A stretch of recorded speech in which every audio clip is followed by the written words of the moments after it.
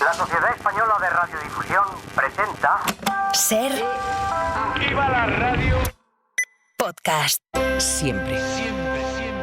Hola, soy Fernando Bayo y estás escuchando Código de Barras, un podcast de consumo y mucho más.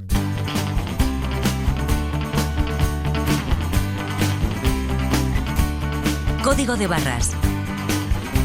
El consumo en la SER. Si yo tuviera una escoba, si yo tuviera una escoba, si yo tuviera una escoba, si yo tuviera una escoba, Fernando Bayo. ¿cuántas cosas barrería?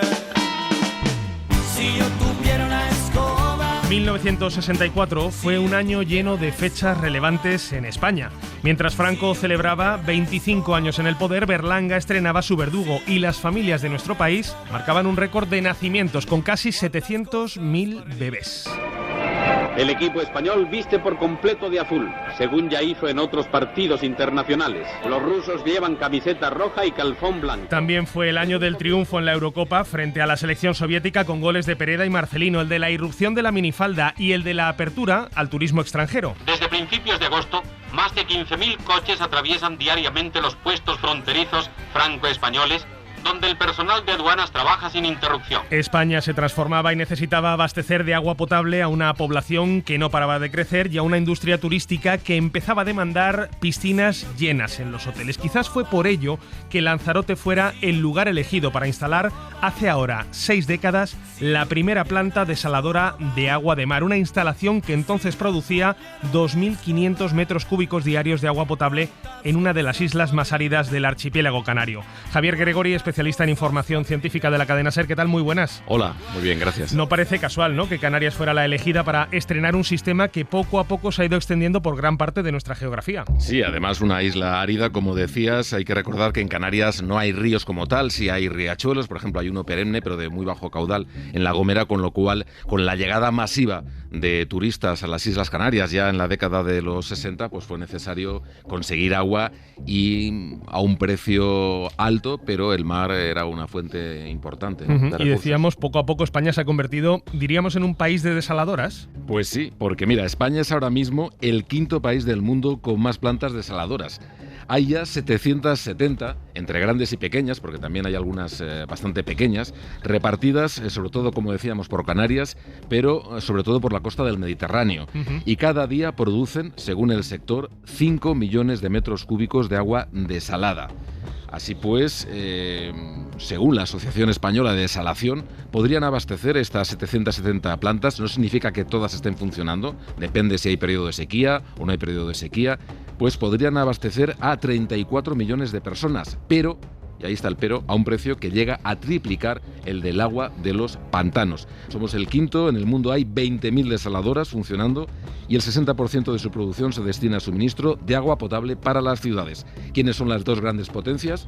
Arabia Saudí, país desértico por excelencia, y Estados Unidos son los países que ahora mismo tienen en funcionamiento un mayor número de plantas desaladoras. Esta técnica de desalar el agua suena como una vía para sortear las sequías, decíamos. Arabia Saudí, también Israel es uno de los países principales, una de las potencias en desalación de agua. Yo no sé si realmente es una alternativa sostenible ante la desertificación que avanza, sobre todo en la costa mediterránea. Todos los expertos que he consultado coinciden en lo mismo, que es la última opción.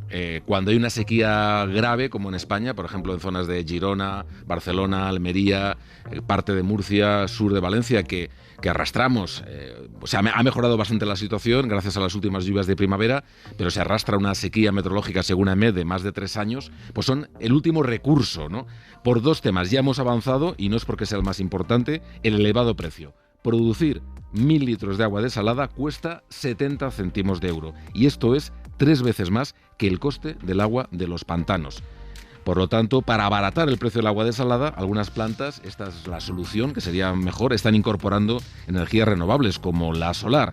Pero el caro y contaminante gas, que sigue siendo pues una de las fuentes principales para este tipo de instalaciones, pues el precio del gas está por las nubes, aunque también se han reducido en los últimos meses. Y para mí, el otro gran problema de las desaladoras son los residuos de salmuera, de sal, para que todo el mundo nos entienda, que generan ya que devuelven al mar agua con un elevado contenido en sales que provocan daños importantes en las praderas marinas y en las especies de peces que viven en ellas. Por ejemplo, son datos de Greenpeace, el agua del Mediterráneo tiene de media 37,5 gramos de sal por litro, pero cerca de una desaladora se superan concentraciones de 70 gramos. ¿Tú has visitado alguna vez una desaladora? Pues no he tenido esa fortuna porque llevo ya muchos años viviendo en Madrid y en mi zona, bueno, hay una pequeña, sí, en la playa de Moncófar hay una, pero no la he visitado. Nuestra compañera Laura Bermejo ha tenido la posibilidad de visitar recientemente una de esas plantas en la provincia de Alicante. Laura, ¿qué tal? Hola Fernando, ¿qué tal? Oye, ¿cómo es una planta desaladora? Cuéntanos. Pues a simple vista es una planta, es una fábrica al uso, y luego conforme ya la vas visitando y vas entrando, pues sí que puedes llegar a ver unas piscinas grandes de agua en las que luego nos han explicado que se realizan los filtros, y luego pues todas las turbinas, recolectores, bombas, o sea, una fábrica en la que no he visto demasiada agua. Es una desaladora muy importante, es la desaladora de Alicante, que está dividida en dos plantas, Alicante 1 y Alicante 2, produce diariamente 60.000 metros cúbicos de agua potable, que luego se incorpora al canal de Alicante de la Mancomunidad de los Canales del Taivilla y que se consume en Elche, Santa Pola, Alicante y Crevillente.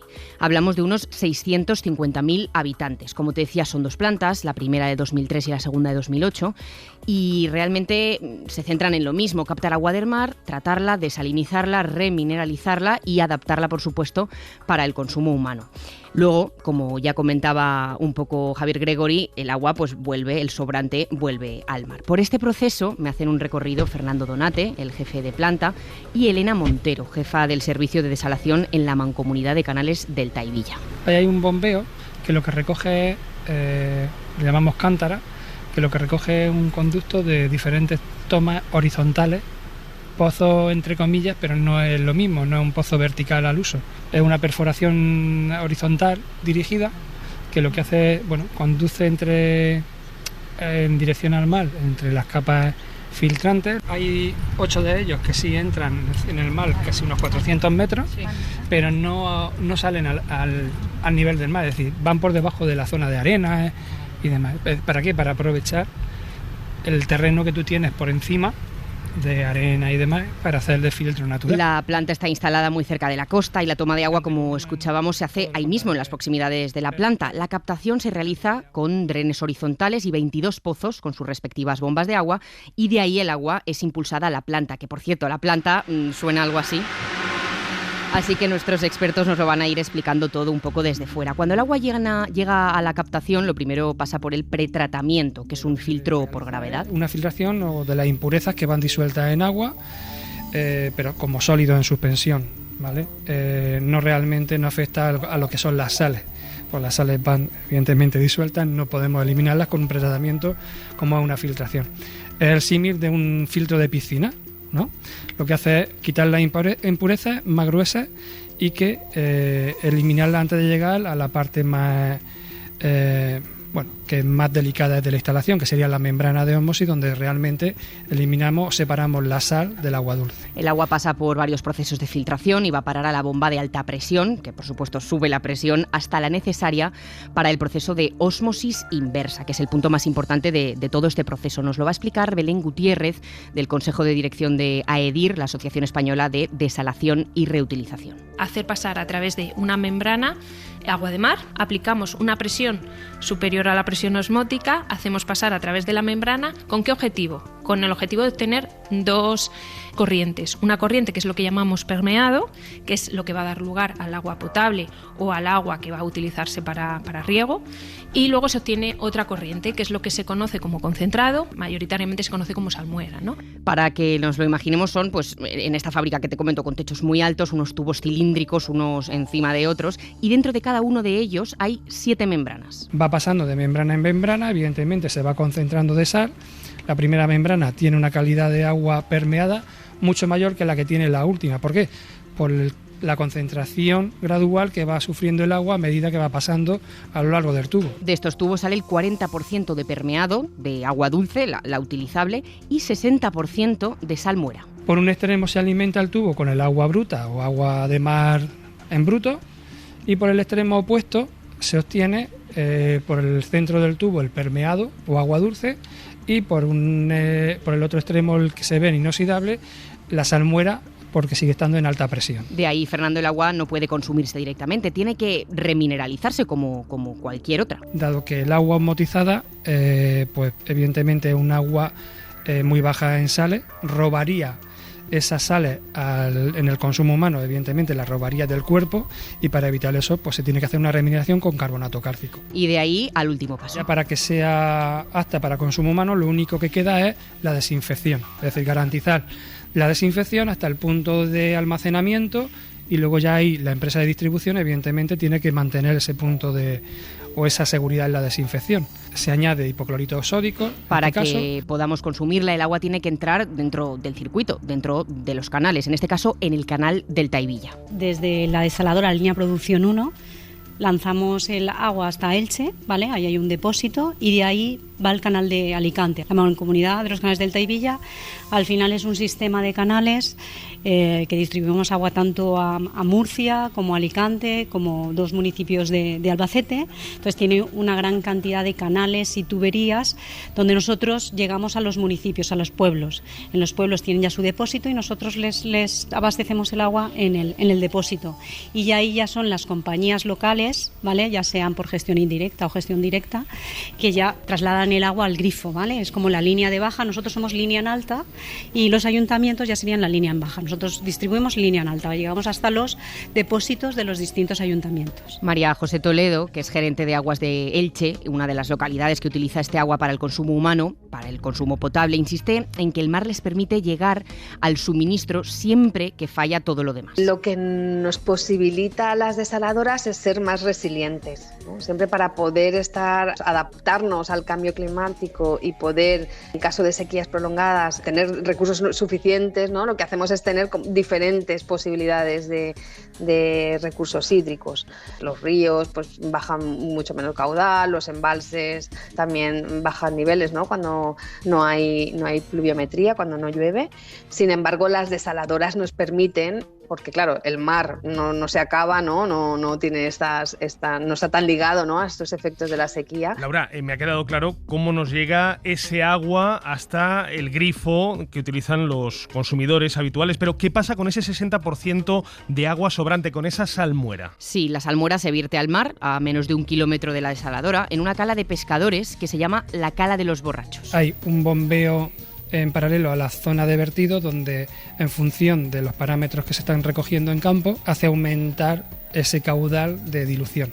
Básicamente tiene una unidad de salmuera y lo que está es metiendo 2 unidades o 2,5 veces más el caudal del agua de salmuera para diluir o a la mitad o 3 veces, dependiendo de que se alcance o no algún parámetro e incumplirán lo que sería la autorización. Los expertos, Fernando, aseguran que no produce ninguna afección medioambiental este agua, esta salmuera, en el fondo marino por la distancia a la que se encuentra la Posidonia oceánica, y que también no hay ninguna diferencia entre el agua salada normal y este agua y esta salmuera.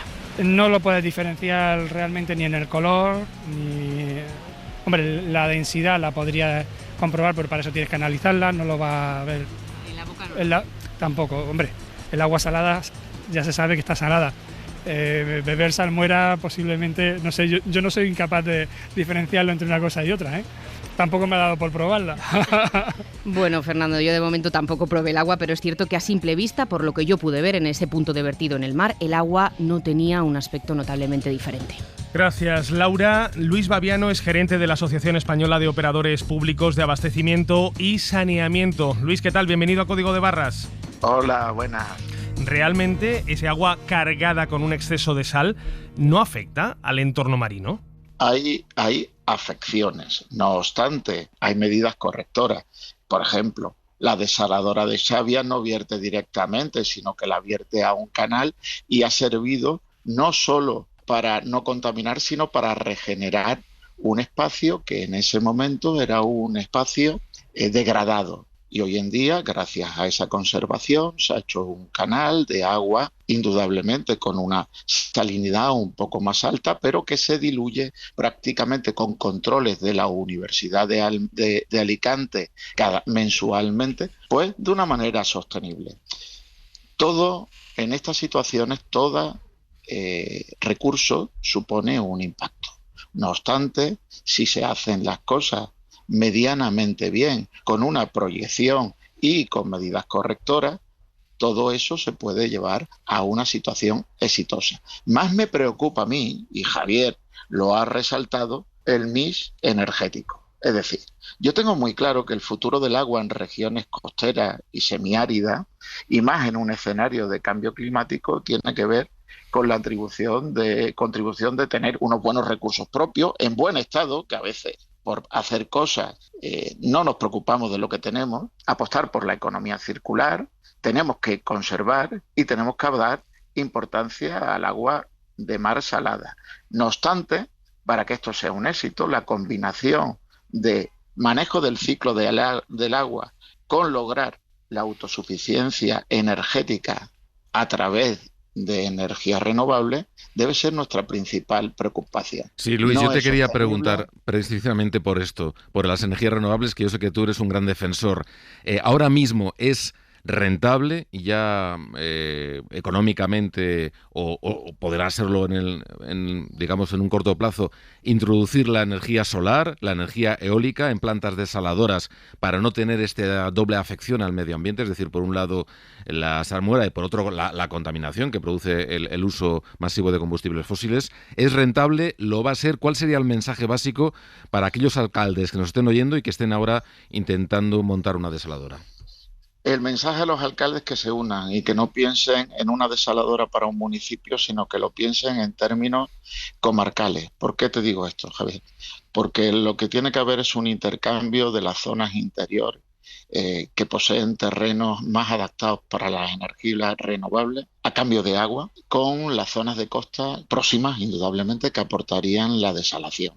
Es insostenible que no pensemos en sistemas supramunicipales de gestión del agua, ya sea en términos de un embalse, de la gestión de un embalse, de un acuífero y, por supuesto, de una desaladora.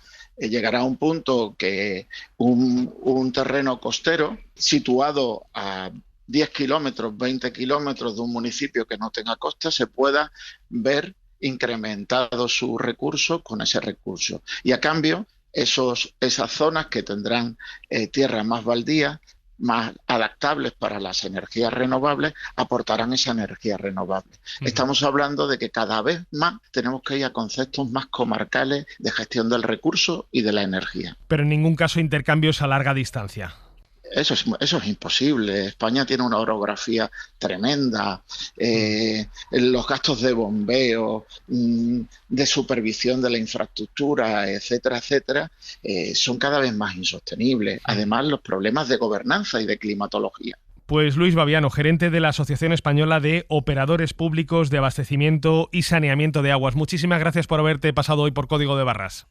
Gracias a vosotros y a vosotras por este excelente programa. Laura, fantástica la visita, pero yo no sé si al final tuviste casi te diría la tentación de decirle, oiga, tómese un vasito de agua de esta de salmuera a ver qué le parece. Yo lo que le dije es que igual nos volvíamos locos si la probábamos, ¿no? Dicen que si bebes agua del mar te vuelves loco. No sé, no tuve la tentación, pero desde luego que llama la atención que los efectos vayan a ser tan inocuos, eso Javier, es cierto. Yo no he tenido el placer de visitar una planta desaladora, lo voy a hacer en los próximos meses, pero sí he probado el agua desalada, porque Cristina Narbona, una de las primeras cosas que hizo fue traer agua desalada a Madrid, embotellada, y la verdad es que no la distingues de manantial, está muy, muy conseguida. Y solo un dato, mira, acabo de consultar el último informe del IPCC, 7 millones de personas en España viven ahora mismo en zonas con falta de agua y las sequías ya cuestan a nuestro país 1.500 millones de euros al año. Javier Gregory, especialista en información científica y ecológica en la cadena SER. Ha sido un placer, como siempre, tenerte en el programa. Igualmente, y hasta la próxima. Laura, lo mismo. Muchísimas gracias. Gracias, Fernando.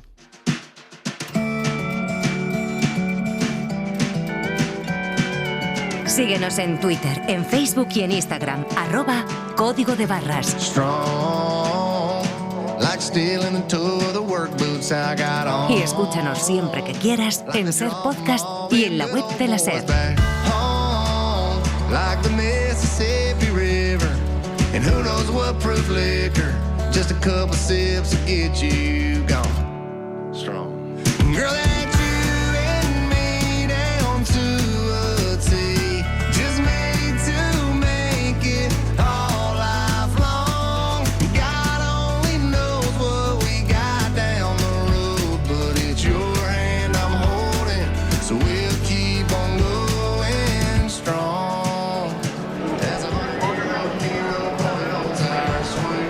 Sentarse a tomar un café improvisado en una terraza o acompañar a un comensal sin consumir más que un vaso de agua puede tener los días contados. Es más, algunos bares y restaurantes en España han empezado a exigir a sus clientes un consumo mínimo para garantizarse la rentabilidad de la mesa. Una práctica que algunos clientes consideran abusiva y otros comprensible. Pues yo no iría en plan, a ver, si tengo que gastar 20 euros mínimo, pues iría menos a los bares, evidentemente, porque no voy a gastar mínimo 20 euros siempre. No, es que a ver, si me dices que tengo que tener un mínimo para consumir, no voy a ir a otro sitio. Pues hombre, según el sitio donde sea y el servicio que ofrezcan, porque una Coca-Cola, si es en una terraza, a lo mejor 20 euros sería un gasto mínimo que lo consideraría justificado, pero según en qué bar sea, pues no, según el sitio. No, me la tomo en mi casa. No puede haber mínimos. Tengo que ir con 10 personas más para tomarnos una Coca-Cola todos. Pues yo no iría. Carlos Cano, director de GastroSer, ¿qué tal? Muy buenas. Hola, Gallo, ¿cómo estás? Te he traído hoy al programa precisamente porque quería comentar contigo esta tendencia que llevo viendo en el sector de la hostelería de hace algún tiempo, y es esa de imponer un mínimo de consumición, un gasto mínimo que se exige en algunos bares y restaurantes si uno quiere sentarse a la mesa. Y todo forma parte de la misma dinámica, porque yo creo que a todo el mundo le habrá pasado alguna vez que a la hora de reservar una mesa en un restaurante le dicen que sí, pero que tiene que dejarla en un tiempo limitado, ¿no? Normalmente 1 hora y media más o menos. Eso ya es bastante habitual. Y hace poco me sorprendió otra cosa. Quise ir a tomar algo a la terraza de un hotel con vistas al Palacio Real de Madrid, una terraza muy bonita que estaba bastante vacía, pero me pidieron eso, una consumición mínima de 10 euros. Yo en ese momento quería solamente tomarme un café y me di la vuelta y me fui. No sé si a ti también te ha pasado algo así. Pues algo parecido. Mira, hace poquito en Lavapiés me sucedió que me dijeron en una terraza que si quería estar sentado, más o menos lo mismo que a ti, un café con hielo no me lo servían. Mínimo era una consumición de 10 euros. Y claro, le dije, hombre, pero vamos a ver, yo es que quiero un café. Y me dijo el camarero, no, yo es que quiero cobrar. Me pareció extraño en ese momento y eso me hizo pensar en este tramo del que vamos a hablar hoy. Claro, está la duda de si todo esto es legal o no es legal, ¿no? Es una cuestión de que no estamos acostumbrados. Bueno, yo he hablado con varios expertos en la materia y hay disparidad de opiniones o de interpretaciones de la ley. Más bien, yo creo que hay que tener en cuenta que la hostelería pues está cambiando en muchos sentidos, ¿no? Las costumbres, los trabajadores, los sueldos, un poco de todo. Pero en el fondo, lo que te pasó a ti en Lavapiés, yo creo que es un poco lo de los restaurantes de toda la vida, que vas a la 1:30 y te dicen, no, esta mesa es solo para comer. Yo creo que en realidad es algo parecido. Le he preguntado a Rubén Sánchez de Facua qué pensaba y esto es lo que me dice. Si tú en un establecimiento de hostelería que sirve café, porque tiene máquina de café, te dicen que no te puedes sentar para tomarte solamente un café, entendemos que habría una ilegalidad. Otra cosa es que puede ser razonable, legal, que en determinados horarios indiquen que solo se atienden en mesas para servir almuerzos o cenas y que a lo mejor de 2 de la tarde a 4 de la tarde dijeran que en ese horario solo sirven almuerzos, ¿no? O sea, una cosa es que podamos admitir que en la hostelería en determinados horarios se entienda que pueden decirte que es solo para un refresco, solo para un café no, pero ya sería excesivo, desproporcionado, creemos que ilegal el que te dijeran que tienes que hacer un gasto mínimo de una cantidad de dinero, porque igual pueden ser 10 euros que 20, que 40, no se puede estar a la libre decisión del hostelero. Bueno, hemos intentado hablar también de este tema con la Asociación de Hostelería de Madrid, pero no han querido participar, alegando que las decisiones de cada negocio pues son de cada negocio. Sí he hablado con varios expertos, varias expertas en gestión y marketing del sector, y su visión es distinta a la de Facua. Coinciden además al señalar un punto de inflexión. Ángel Arroyo de Vaya Estudio. A veces nos olvidamos, pero todavía seguimos teniendo, o los hosteleros siguen teniendo el impacto de la pandemia. La necesidad de recuperar las pérdidas ha llevado a implementar diferentes políticas que optimicen el rendimiento económico. La exigencia de consumición mínima ayuda a asegurar esos ingresos suficientes para compensar estos desafíos que tiene el sector. Bueno, pues la pandemia, el COVID, ha marcado un punto de inflexión en la hostelería. Muchos hosteleros se están recuperando económicamente todavía de los créditos que tuvieron que pedir.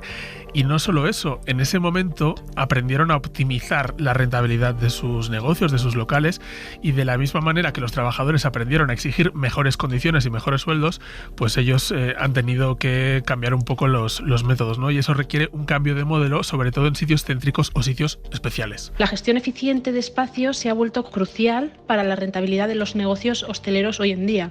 Especialmente en zonas con alta demanda y limitaciones de espacio, es necesario maximizar el uso de las mesas para atender a más clientes durante los periodos de alta afluencia. Al abrir este debate, aparecen nuevos conceptos, nuevos factores que a mí ni se me habían ocurrido, pero fíjate lo que nos dice la experta en marketing de restaurantes, Erika Silva. No creo que sea legal ni pienso que vaya a ser legal en el futuro, pero lo que sí puedo llegar a entender es que un espacio gastronómico, una terraza, rooftop, la terraza espectacular de un hotel con unas vistas a un atardecer maravilloso, quiera rentabilizar ese lugar y ese momento con el cliente que va a consumir, ¿no?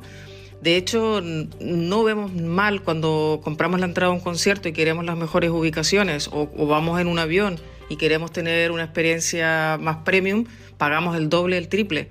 Sí veo bien que estos espacios comuniquen, eso sí, es muy importante, comuniquen este cambio de tarifas para que el cliente no tenga esa sorpresa de último minuto, que creo que es de las peores experiencias al cliente que se puede dar, donde se siente frustrado, se siente engañado. Claro, es que estamos acostumbrados a pagar lo mismo por la mesa más bonita de la terraza o la mesa que está al lado de la puerta del baño, ¿no? Cuando en realidad las experiencias resultantes son bastante distintas. Claro. O estamos acostumbrados a pagar lo mismo por un menú el sábado por la noche, que es un momento pico de demanda, o un miércoles a mediodía, que estarán los locales vacíos. Bueno, pues los hosteleros ya se están empezando a plantear si deberían regular los precios también en función de esto, como pasa con otros sectores, ¿no? Pues los conciertos, los aviones, los hoteles, en fin, muchos ejemplos. Erika me decía que en otros países, de hecho, ya se está haciendo, no tanto con la oferta de la cocina, el precio de los platos, pero sí con la ubicación de las mesas. Es una práctica que ya se utiliza en Estados Unidos, en Inglaterra, por ejemplo, Duck and Waffle, es un restaurante que tiene unas vistas espectaculares a la City de Londres y se cobra directamente más por sentarse en las mesas que están al lado de la ventana. Bueno, pues ya ves que cada uno interpreta la regulación a su manera. Eso sí, todos coinciden en que hay una cosa imprescindible, que es informar al cliente antes de prestar el servicio. Si tú tienes terrazas que solamente la gente consume una cerveza o un refresco, no le salen las cuentas a final de mes con todos los gastos que tiene, ¿no? Entonces puedo llegar a entender que se estén pidiendo consumiciones mínimas, que se esté agilizando la experiencia del cliente sin echarlo y siempre con educación, pero que se estén optando estas prácticas para llegar a la mejor rentabilidad posible dentro de las circunstancias y teniendo un protocolo de atención al cliente correcto. Bueno, pues vamos a acabar escuchando a Lidia Ibáñez, cofundadora de Vaya Estudio, que ha estado repasando la regulación y también opina que todo está sujeto a la aceptación previa del cliente. Cobrar una entrada a una terraza con vistas no es una práctica que sea común, pero puede ser legal bajo ciertas condiciones. Por ejemplo, tiene que haber una transparencia y comunicación. La política debe estar claramente indicada y comunicada a los clientes antes de que accedan a la terraza. O sea, lo tienen que saber. Esto incluye pues, que haya una señalización adecuada y visibilidad en menús o en la parte de la entrada. Por otro lado, tiene que haber un consentimiento del cliente. Los clientes deben ser conscientes y aceptar explícitamente el cargo antes de acceder a la terraza. Realmente, por normativa, si cumplen determinadas cosillas, sí que pueden cobrar una entrada para ir a una terraza. Bueno, yo creo que ha quedado bastante claro, pero le planteé exactamente tu caso, ¿no? Lo que te había pasado a ti en Lavapiés, a ver qué opinaba, y esto es lo que me contestó. Sobre el tema de negarse a servir ciertos productos en determinadas horas puede ser una práctica legal, pero debe cumplir con ciertas condiciones. Primero, el tema de la política de la casa. Los establecimientos pueden establecer sus propias políticas sobre lo que sirven y cuándo lo sirven, siempre que estas políticas sean claras y se comuniquen adecuadamente a los clientes. Por otro lado, tenemos el tema de la transparencia. Los establecimientos deben informar claramente a los clientes sobre los horarios y productos disponibles en cada momento. Las políticas no deben ser discriminatorias ni violar los derechos del consumidor. Esto implica que todos los clientes deben ser tratados de manera equitativa. Es decir, que si te hubieras sentado, te hubieras pedido un café y luego te hubieran dicho que el mínimo era 10 euros, cuando ya estabas sentado y consumiendo, eso hubiera sido ilegal. Pero si te informaban antes, se sobreentiende que, bueno, pues tú ya estabas informado y tomaste la decisión libremente, ¿no? En fin, como ves, hay diferentes interpretaciones de la regulación, pero siempre el tema de la información es la clave. Oye, pues me voy a acercar a la terraza esta de Lavapiés a disculparme con el camarero, porque la verdad es que fue un intercambio un tanto tenso, pero quizás es verdad que él habiéndomelo advertido previamente y yo sin haber terminado de llegar a pedir la consumición, pues podría tener cierta razón en eso de decirme, oye, si quieres sentarte, siéntate en un parque público, pero no te sientes en mi terraza que me está costando dinero. Es un tema en el que hay fricciones y al estar en un momento de transición, yo creo que es necesaria mucha pedagogía.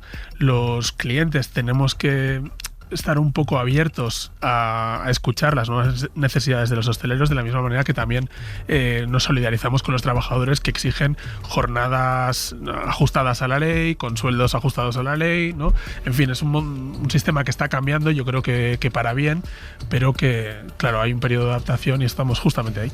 Los cambios de modelo nunca son fáciles. Carlos Cano, muchísimas gracias. A ti, Bayo, hasta luego. Código de barras.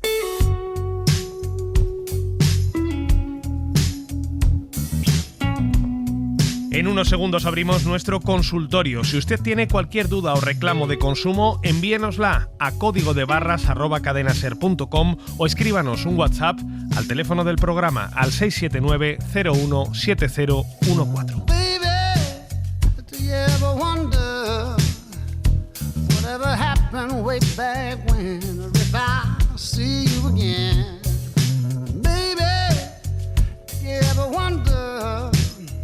Oh, you might wish things could change.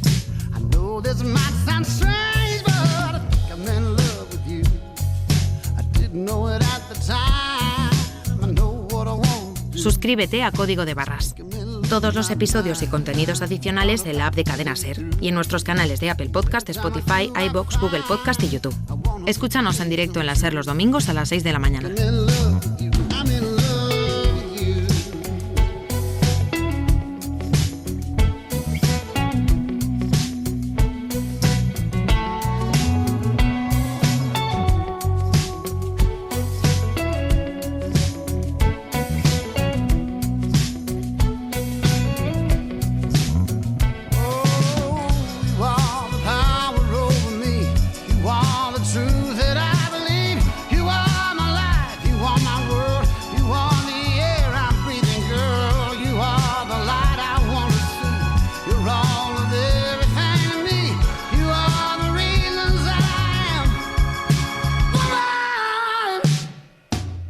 En Código de Barras, el consultorio.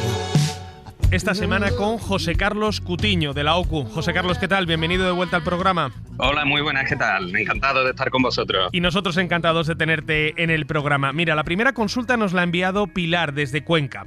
Desde el año 2023 ella es clienta de Íntegra Energía.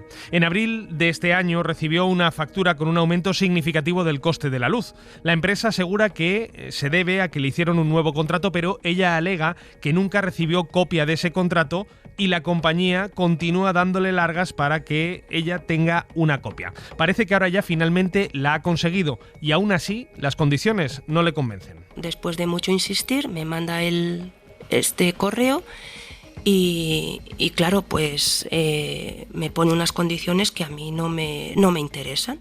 Entre medias, pues yo he contactado con otra empresa que pues me ha hecho una oferta que me ha gustado más y bueno, pues yo quiero estar con esta empresa.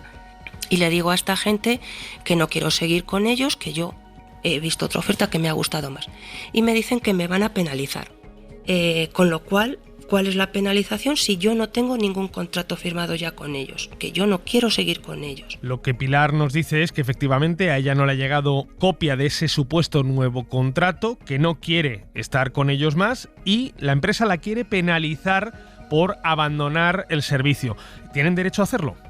Bueno, pues evidentemente si no hay un contrato firmado por ella que lo sustente, no, de ninguna de las maneras. Es decir, para que se produzca una modificación del contrato tiene que haber un acuerdo entre las dos partes y nuestra oyente pues tiene que haber dado su consentimiento, bien a través de un contrato grabado telefónicamente que luego se plasma en un contrato escrito o bien devolviendo pues ese contrato manuscrito. Aquí parece que la modificación ha sido de manera absolutamente unilateral por parte de la empresa.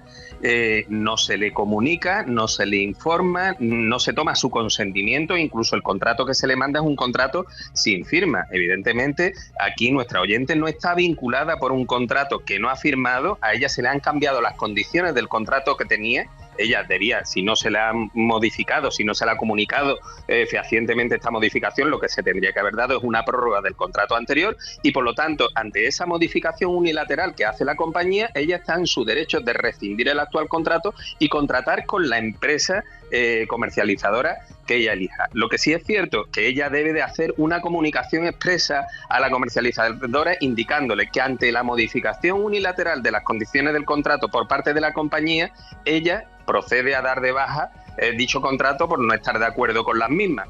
Y a partir de ahí, pues evidentemente, que intenten cobrarle una penalización. Evidentemente no van a tener base legal ninguna para poder hacerlo. La última consulta de esta semana nos llega desde Albacete y nos la envía Pedro. Es una consulta por una cuestión médica que le tiene preocupado desde hace ya algunos meses. Hace 1 año y medio me sometí en una clínica dental a una operación consistente en elevación de seno, colocación de implantes, sus respectivas coronas y demás componentes. Total, más de 3.000 euros que me costó.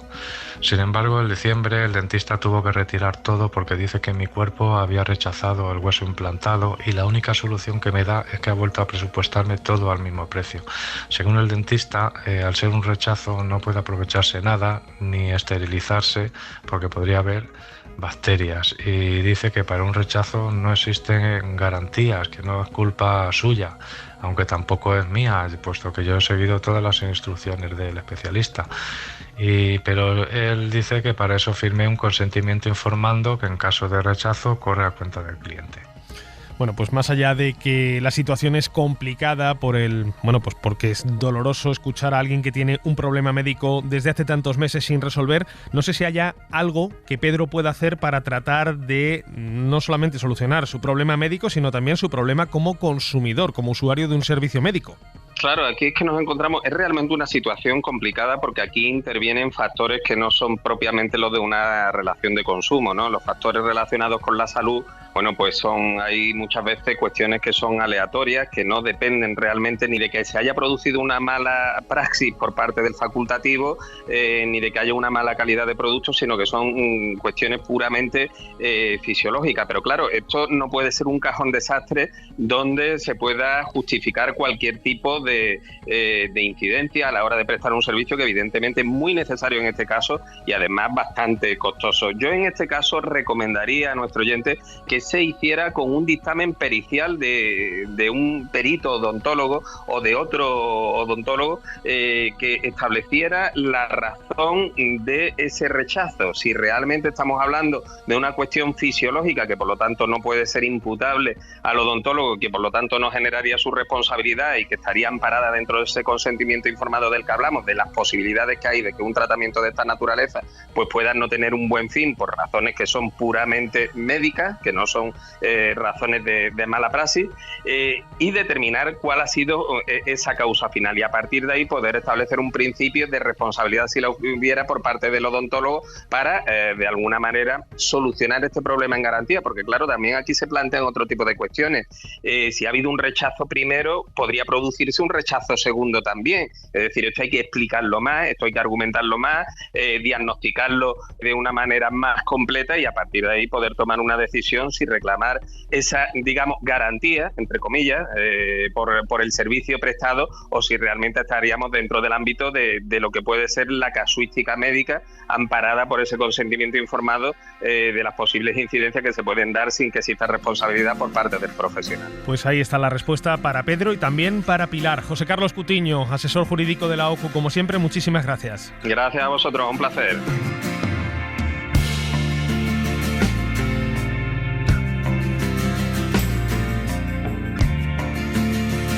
En Código de Barras resolvemos tus dudas y consultas. Escríbenos a códigodebarras@cadenaser.com o déjanos tu mensaje en el 679 017 014. Didn't know till I knew I couldn't endure this life, black and white, intoxicating color. Liar, liar, my eyes are on fire. I can see everything, the backseat of your car, the dirty floor, the behind the bar. I can see everything. Every goddamn night. The mirror turned just right. And I can see everything up against the wall.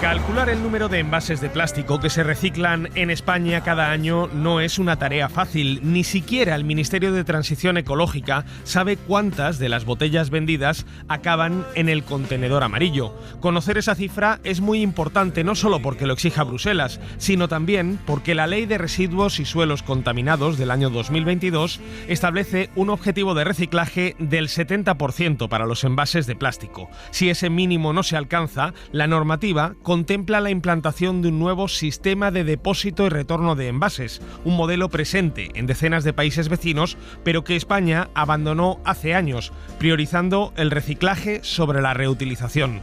Javier Ruiz Martínez, compañero de la sección de sociedad de la cadena SER, ¿qué tal? Muy buenas. Hola, Bayo, ¿cómo estás? ¿Tú reciclas bien?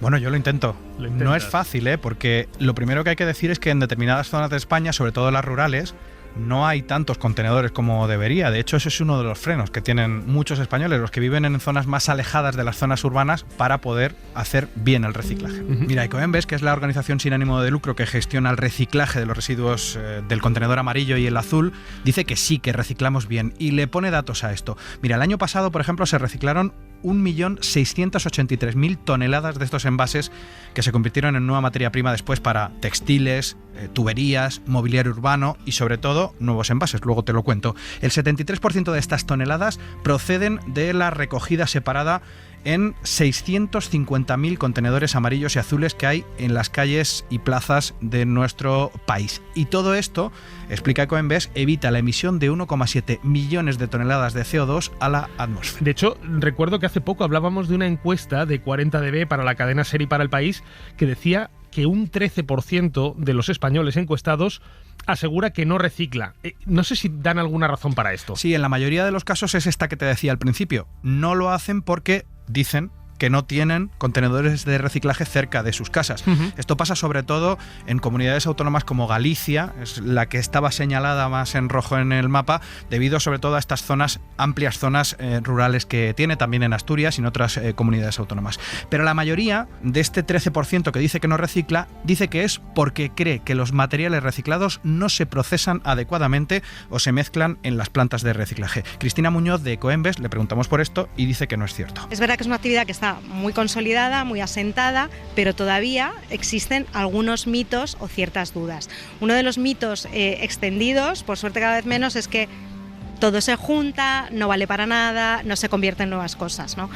No es cierto. Los residuos del contenedor amarillo, una vez que se recogen por los ayuntamientos, se trasladan a plantas de selección, donde se separan por tipos de material, y de los tipos de material se llevan a recicladores, instalaciones como esta, en las que se tratan para convertirse en nueva materia prima y fabricar o bien nuevos envases o bien nuevos productos. Este es el punto de vista oficial, Bayo, el de Ecoembes, pero también hay otras miradas críticas de lo que se está haciendo en España, sobre todo con el plástico. Me he leído el informe de la llamada Alianza Residuo Cero, que forman distintas organizaciones medioambientales de nuestro país. Dice que todas las botellas de plástico de bebidas de menos de 3 litros que se ponen en el mercado en España, solo el 36% se recogieron de manera separada en 2021. Está muy lejos del objetivo que marca la Ley de Residuos para este año pasado, para 2023, que era del 70%. Solamente la mitad. ¿Y por qué es importante una cifra tan concreta? Mira, esta cifra es importante porque si se confirma que se está incumpliendo la Ley de Residuos, esa misma ley obliga a los productores a implantar lo que se llama el sistema de depósito y retorno para latas, para botellas, para brick, es decir, la práctica de devolver el casco La están usando en 50 países del mundo y hay muchos expertos en reciclaje que dicen que es así como se debería hacer. Es decir, que en vez de tirar el brick al contenedor, lo que tendríamos que hacer es llevarlo a algún punto donde se reciclara in situ. Julio Barea es portavoz de la Alianza Residuo Cero. Julio, ¿qué tal? Bienvenido a Código de Barras. Hola, muy bien, es un placer estar con vosotros. Y nosotros encantados de tenerte hoy en el programa. ¿El sistema de depósito y retorno sería la opción más apropiada para manejar esta problemática del reciclaje en España, que, como nos decía Javier, puede que se esté quedando por debajo de los niveles marcados por la ley de residuos? Pues efectivamente, esta sería una de las soluciones, no la única, pero sí que una de las más efectivas, porque ya lo habéis nombrado, ¿no? En más de 50 países se está utilizando y fijaros, se están recuperando en esos lugares más del 90% de estos envases, ¿no? Sobre todo envases de botellas, brick, bueno, lo habéis comentado. Y además, más que eso, se están recuperando los materiales con muy buena calidad, porque en nuestro país efectivamente se utilizan los cubos amarillos, en el mejor de los casos, pero claro, ahí va todo mezclado. Y lo que no nos ha dicho Coembes es que pues prácticamente la mitad de lo que va al cubo amarillo no debería de estar en el cubo amarillo porque no son envases. Entonces, bueno, pues esto también dificulta la recuperación. Nosotros somos de la idea de que el usar y tirar se tiene que acabar. Lo que tenemos que tener es envases reutilizables y retornables y rellenables. Esto es lo que teníamos antes. Y la única manera de poder disponer de este sistema de forma masiva, pues como es, pudiendo devolver el casco, que alguien lo coja, alguien lo lave, alguien lo higienice, alguien lo vuelva a llevar y lo vuelva a traer a la tienda, con lo cual ese es el sistema. Tenemos que tener envases reutilizables. Y me diréis, bueno, esto se hacía con el vidrio.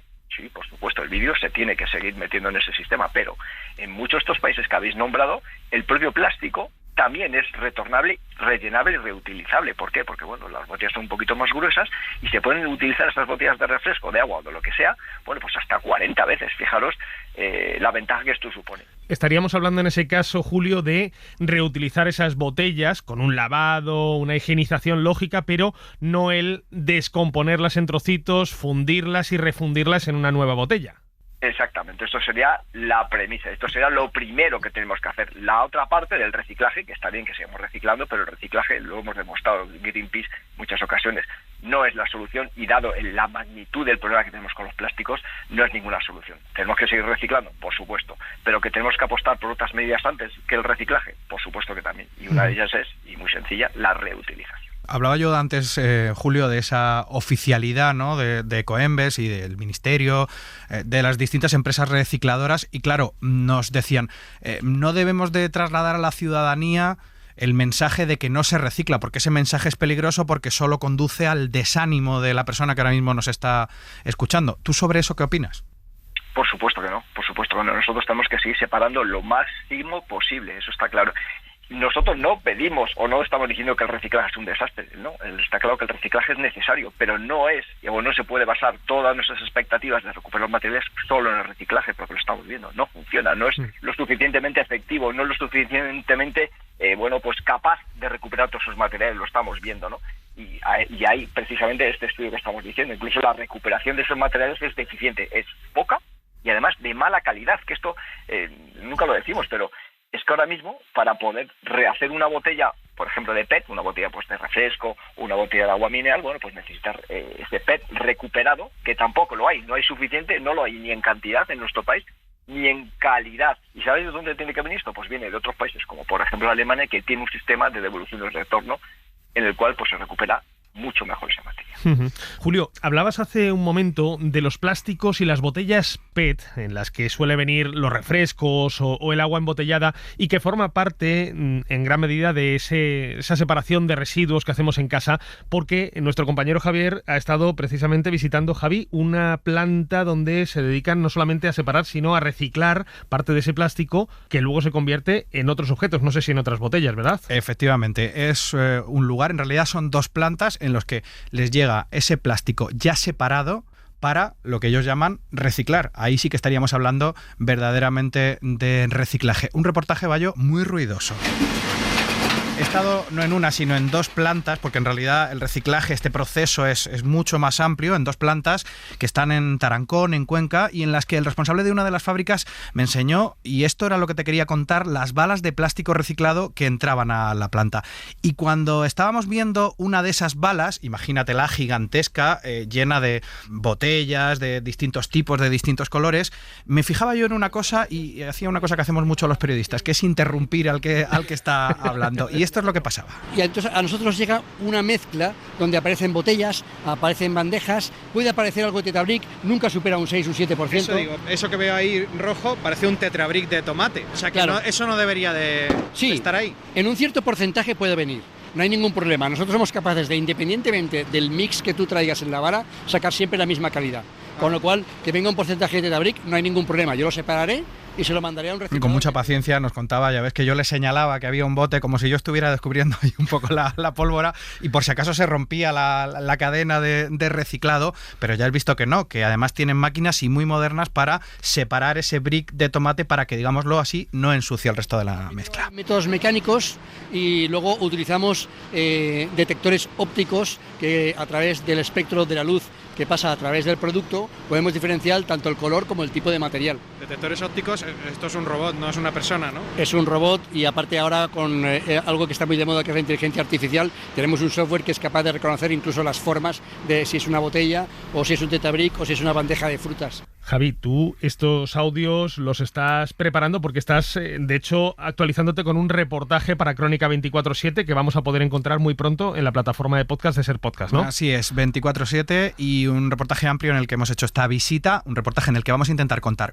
cómo esa niña de Murcia de 10 años tira la botella de plástico a la basura, al contenedor amarillo, y de repente, en un pueblecito de Cuenca, un señor como Antonio nos devuelve en la mano otra botella, en este caso para llevarla a una factoría de una conocida marca de botellas de agua envasada. Julio, está claro quién pierde con un mal sistema de reciclaje, un sistema ineficiente, que son los consumidores, es el medio ambiente, somos todos. Pero ¿quién gana con este sistema que hay implantado actualmente en España? Pues realmente al final el sistema está montado pues para que ganen las empresas que conforman Ecoembes. Ecoembes no es más que una agrupación de más de 12.000 empresas, desde las grandísimas embotelladas de refrescos de marcas que todo el mundo conocéis hasta los yogures Manolita de un pueblo, con lo cual, bueno, pues ahí están metidas todas, incluso están los supermercados, los fabricantes de envases, en fin, hay un compendio grandísimo de empresas que lógicamente, bueno, pues de no hacerse bien las cosas, de no estar ellos pagando lo que deberían de pagar y lo que exige la ley exige que quien contamina paga, en este caso la responsabilidad ampliada del productor, bueno, pues se debe hacer cargo de sus residuos de envases, porque ellos son los que nos han vendido esas latas, esos bricks, esas botellas con productos, pero ellos tienen la obligación de recuperar luego esto. Y esto no se está haciendo de forma eficiente, pues prácticamente desde el principio que se empezó con el tema de los contenedores. Pero uno podría pensar que a estas empresas les compensaría más todavía recuperar esos envases y reutilizarlos en vez de tener que destruirlos y volver a recomponerlos en otro envase, ¿no? ¿No sería para ellos incluso mejor un sistema de reutilización, un sistema de depósito y retorno?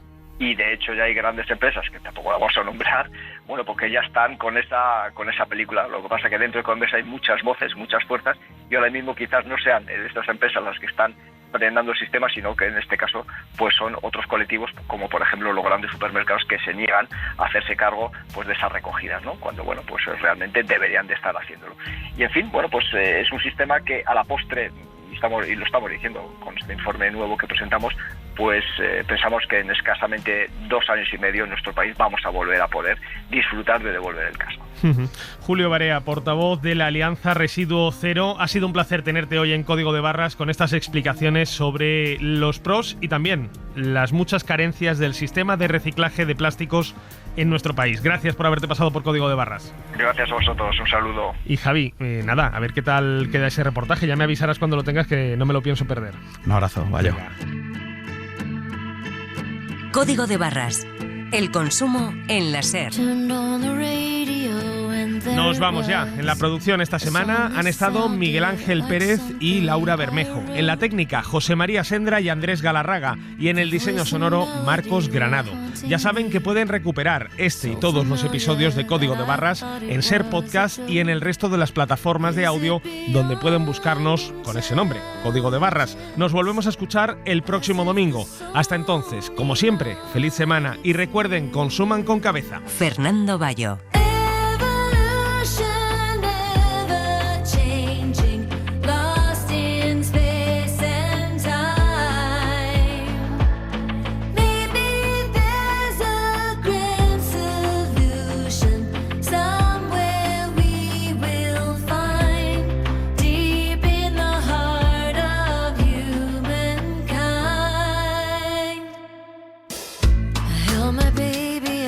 Sun came up and I watched him as he opened up his eyes. What will I tell him when he's old enough to want the answers to all the questions why? Yes, we are brilliant, we are kind, but sometimes we miss the glaring signs.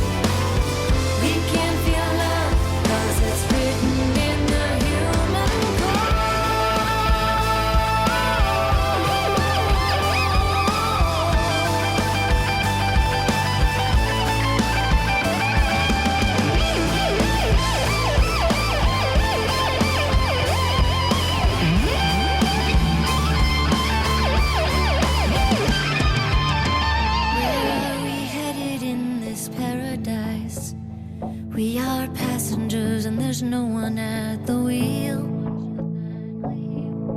No matter how well you can outdo me, there is one thing you will never do, and it's feel.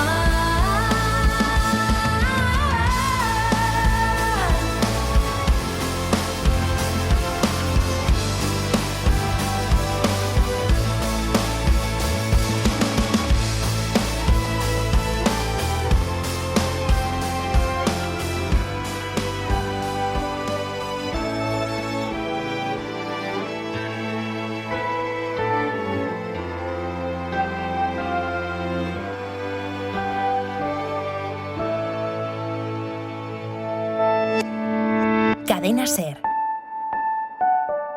La radio.